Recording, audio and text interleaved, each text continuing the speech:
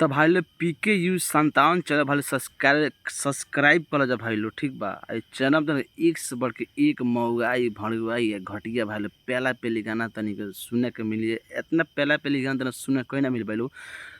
तो हम गाना सुनाओ तनिक मजा ना आई नू, सारा लाइक भी मत करिए, ठीक बा। अगर मजा आई नू, ठीक बा, तो अपना जितना पहला कर दोस्त बड़ा सन सब करे शेयर गाना नू जरूर कर दे भाई लोग। कई गाना हम खुद लिखे बानी, खुद गाना लिखे भाई लोग, थोड़ा मेहनत लागला। तो सुनाओ तनी एगो लड़का कहता है लड़की से, अरे काहे खिसियालू मुआ देबू का हो मुआ देबू का, काहे खिसियालू मुआ देबू का हो मुआ देबू का, मांगतानी हऊ तो ना देबू का यार ना देबू का,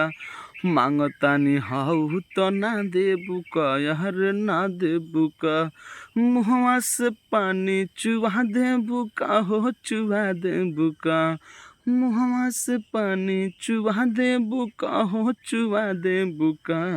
मांगतानी हऊ तो ना देबू का यार ना देबू का, मांगतानी हऊ तो ना देबू का यार ना देबू का।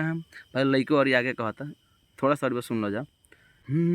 सब काके बाट तारू हमारा के डांटेलू, कौन खिदा बात के दाते अंगूर तू काटेलू, सब काके बाट तारू हमारा के डांटेलू, कौन खिदा बात के दाते अंगूर तू काटेलू, अरे काहे खिसियालू मुआ देबू का हो मुआ देबू का,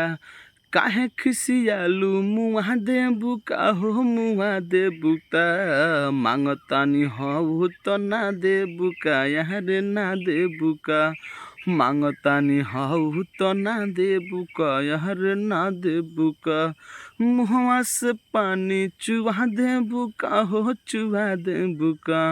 मुहवा से पानी चुवा देबू का हो चुवा देबू का, मांगतानी हऊ तो ना देबू का यार ना देबू का, मांगतानी हऊ तो ना देबू का यार ना देबू का।